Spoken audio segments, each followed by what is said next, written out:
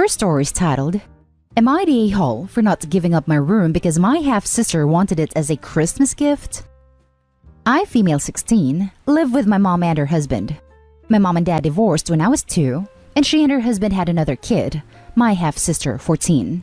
I visit my dad here and there, but not often due to him traveling a lot for work. Recently, I've grown into liking anime and other things, so I asked my mom if I could rearrange my room. It was super plain and depressing at first, so it felt good to add color and lots of decorations, posters, LED lights, pictures. It took nearly 3 weeks, but it came out super nice, and it overall makes me a lot happier to be in. Last week, my half-sister went into my room while I was visiting my dad to celebrate Christmas early, and she told her dad she wanted my room because it looked nice to her. When I came home, my mom told me about her wanting my room, and I said no. She said it would mean a lot to my half-sister, and I could take her room and redecorate that one. I said no again, and that if she really wanted a room like mine, she could decorate her own herself with their help. My mom said she was just a kid and wouldn't be able to do all the decorations like I did, and it would be simple if I just redecorated the other room. I was angry. My mom would even suggest I give up my room I worked hard for, and even spend my own money on everything but the paint. Her husband offered to give me money to decorate the other room without spending my money, but I still declined. My mom called me a brat and said I was almost 17 and should grow up, that I wouldn't be in the room any more than another 2 years, so it wasn't a big deal to give it up. Her husband called me selfish and said I was crushing his daughter's feelings and that was the only thing she wanted for Christmas. His words were, "Opie, how could you crush your little sister's dreams and be so selfish?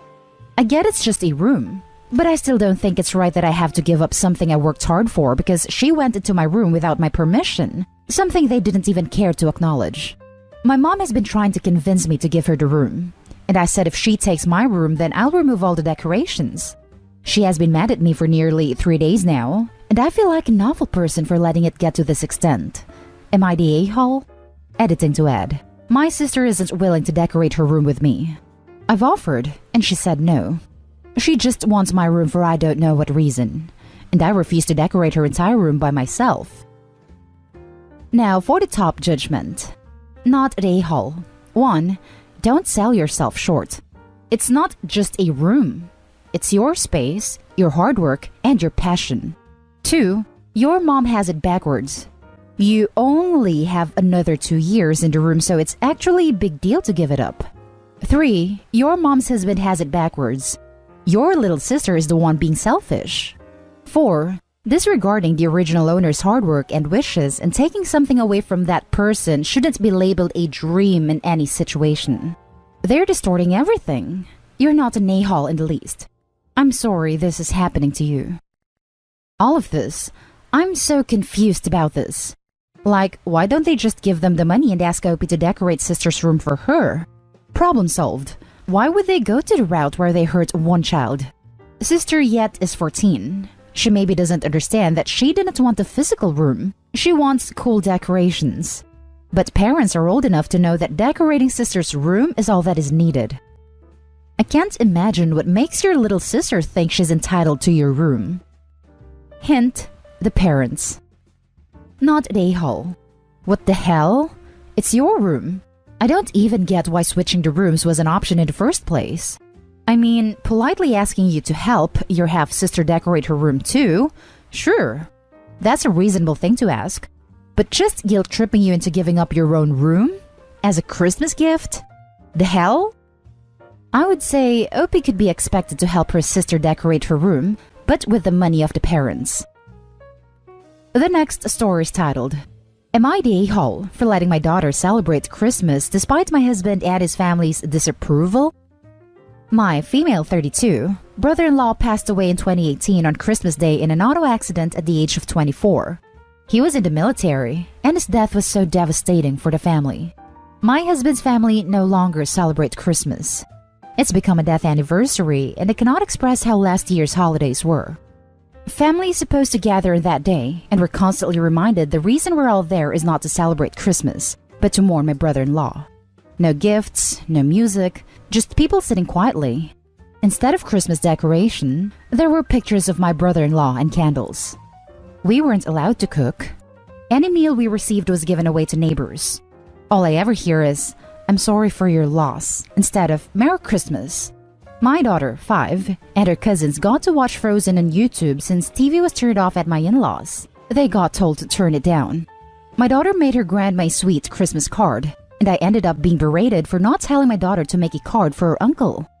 This may sound selfish, but the kids couldn't be happy, including my daughter. It was awful. I suggested a different way to celebrate this year, but still celebrate. They all vetoed my suggestion, and husband's mom told him to handle me. Like, huh? I received texts from in-laws telling to come over for the anniversary. I told my husband that I want our daughter to be happy and not experience what happened last year. My daughter begged her dad to take her somewhere and do some activities. He was just wrapped in his blanket, telling me to wake him up at 3 p.m. so we can go visit my in-laws. I baked cookies but was told to leave them at home. He said he'd buy gifts, but I shouldn't tell anyone, and he'd organize a secret gift exchange between family members. We arrived there and it was the same scene from last year. No food or music or gifts. I was upset, so we just had to sit for hours while everyone else enjoyed the holidays. I left with my daughter after my husband argued, saying, "Suck it up, we won't be here next year." And I took her to the restaurant and enjoyed a meal and did some activities together. My mother-in-law started calling me to berate me.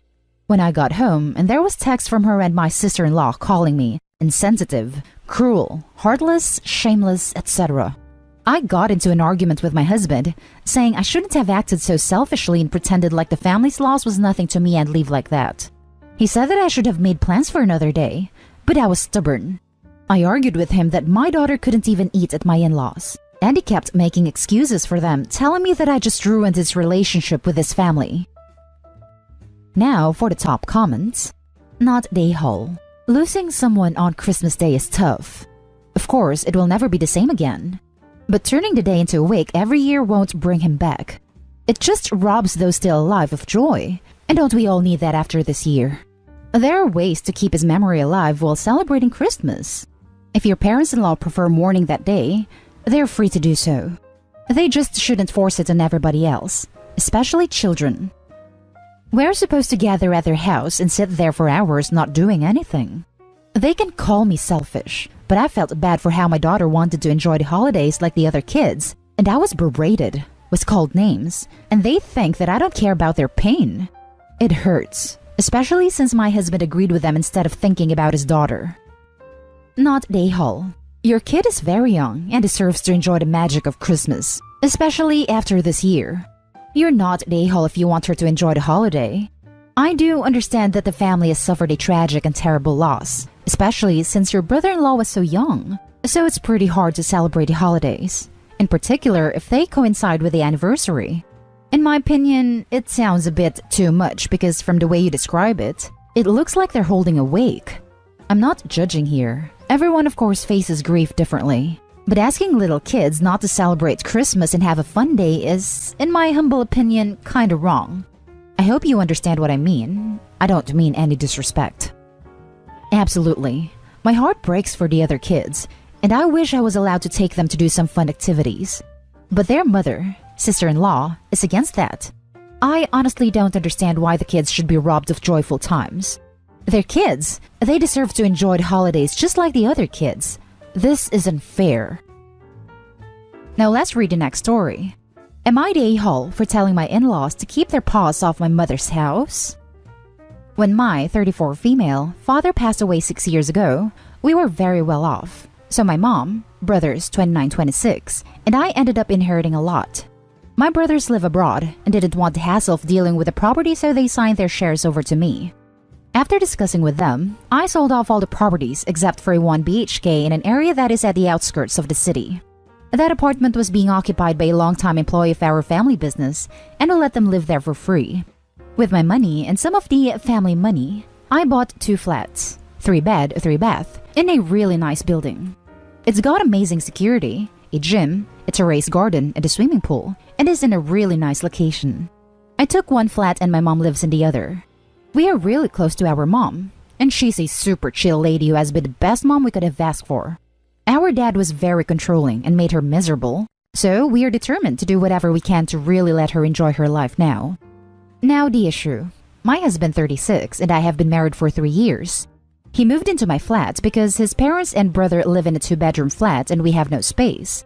Plus, my mother-in-law is not a fan of how I'm not subservient to my husband and am independent and run my own business. So we felt the space would be better. Now, 2 things have happened. My brother-in-law, 38, has gotten engaged, and our longtime employee has retired and is moving back to his hometown, which means that his flat is going to be empty. I guess husband mentioned it to my brother-in-law, who is now saying that I should move my mother into the 1-bedroom and let them, father-in-law, mother-in-law, brother-in-law, and future sister-in-law, move into my mother's flat. I refused. At most, I could probably let brother-in-law move into the 1-bedroom flat, but he doesn't want it because it's so far away from the city. Well, my mother-in-law and brother-in-law didn't like that I said no, so they went behind my back and asked my mom if she could move. My mom is a sweet lady, and she didn't want me to have issues with the in-laws, so she told me that she would be okay with moving. I was fuming mad, and I told my brothers, and they agreed that they would not want my mom to move. I was going to politely tell them no, but when they came over, I heard my mother-in-law and brother-in-law tell my husband that he was not a man, and how could he not support his family? That I was a controlling witch, and my mom was just a widow and didn't need much in life anyway. She should be grieving and not enjoying luxuries. I lost my cool and yelled at them to keep their paws off my mother's house, and to get out of mine too. My husband agreed that they were really rude and horrid, but also said that I shouldn't have yelled at his mother, and that he was trying to sort this amicably. I was still pissed, and told him I wanted nothing to do with people who spoke about me and my mom this way. So, am I the a-hole for blowing up at my in-laws and then telling my husband I want nothing to do with his family? Some more context because everyone is asking. My mom owns the flat she lives in. It's all in her name. I own the flat husband and I live in. The 1-bedroom flat is also in my name because it's technically company property and I'm the CEO. Not the a-hole. She should be grieving. What the actual hell? Your husband needs to handle his entitled relatives. I agree. They basically went, "You're sad, so this is mine." Not the a-hole. After everything they have done, and from a legal perspective, do not allow any of them into your properties or you will be stuck with them for life. These are opportunistic people, and the fact that they went after your mother goes to show they'll never be anything other than trouble. If I understand this correctly, you are the owner of your mother's house, correct? If so, and if she pushes the issue, tell her if she wants to move, she can, but you will not rent to any other family. You may want to establish a professional relationship with an attorney to make sure you're covered on all ends. So her flat is in her name, but she won't do anything like move out or sign it over to anyone without getting a go-ahead from all 3 of us, me and my brothers. My mom offered to move out because she thought it would make this peaceful, but after my brothers and I told her to stay put, she will not push the issue in any way. Why does this sound so typically DC to me? Not the Halopi. I'm Indian and relate hard to the fact that your dad was controlling, so you want to do everything you can to make your mom's life enjoyable. You don't owe your in-laws anything. If brother-in-law wants to be a real man, he can earn and provide for his family and pay his own goddamn rent. And going behind your back was extremely sneaky. Tell your in-laws to back off and do what you have to protect your mom. Definitely DC. Initially, my mother-in-law was so proud of having an independent daughter-in-law, but as soon as she realized that that meant that I made decisions too, she changed her tune pretty quickly. I told my mom also not to entertain any nonsense from them. We've told her to just say that she will have to ask my brothers for permission, since the only thing they understand is male authority. Now, for the last story, am I the a-hole for not allowing my grandmother around my baby because of something she lied about when I was 15? I'm currently 28, female. I am married with 3 kids, 4-year-old twin boys, a 3-month-old girl. My grandmother is 71, female. Back when I was 15, my mom had a set of twins, boy and girl. She was put on bed rest because the C-section she had went wrong, and she lost a lot of blood. Where she needed help and I went to school full-time, she invited my grandmother into our home, free of cost, to help her out. At some point or another, my mom had threatened to kick her out because every morning, my mom would check on her twins to find my brother missing. My gram, who is extremely overweight, had been taking my brother from his crib and was sleeping with him on her chest on the couch. My mom told her multiple times to stop and she refused, so my mom threatened to kick her out. My grandmother's way of retaliating was to tell my mother, who had extreme postpartum depression, that my sister, 2 months old at the time, rolled off the bed and fell onto the tile floors. This never happened. This obviously caused extreme panic on my mom's end, which made her spiral because she was already suffering from the postpartum. Because of this, I don't want my grandmother anywhere near my baby. I lived out of state when my twins were born, so she didn't see them until they were 2 years old, and she was never allowed around them alone. However, now that I live in the States and have a baby, she has been harping on me to let her meet my daughter. I kept telling her no, but gave no reason up until last night, when I reminded her that I witnessed her causing my mom unnecessary panic. I would not be allowing her near my child because I'm not going to chance her doing the same thing with me. My grandmother lost it and really tried saying that that scenario never happened and that we made it all up to make her look bad. A lot of the family has also sided with her. She told everyone and says that I need to let things go and stop living in the past. I have been told that I am alienating my grandmother and that I am going to destroy her by not letting her build a bond with my child. Am I the a-hole? Now for the comments. Not the a-hole. That is a huge breach of trust. And the fact that you can't let the past go isn't evidence of you needing to grow up. It's evidence that your grandmother messed up so badly, you are still dealing with this 13 years later. My wife and I have no end of toxic family on both sides, and fully support each other and anyone when it's necessary to go no contact. Contrary to what everyone says, you can choose family. Agree very much with this. OP learned a lesson based on the concrete behaviors. Further gaslighting trying to say OP didn't see what OP remembers seeing reinforces that there's a high chance it'll happen again. All reason says OP is smart. Not the a-hole. You are under no obligation to let her meet your kids. In fact, you'd be doing a disservice to your kids by letting her into their lives, no matter how brief a time. Stay strong and protect your babies. I have been told that I am alienating my grandmother. Just respond, yes, I am. On purpose. Grandma isn't entitled to a relationship with you or your kids. The fact that she won't admit that she did that to her daughter means she isn't willing to take responsibility for her actions. She's still trying to manipulate people, and it's an acceptable behavior, not the a-hole.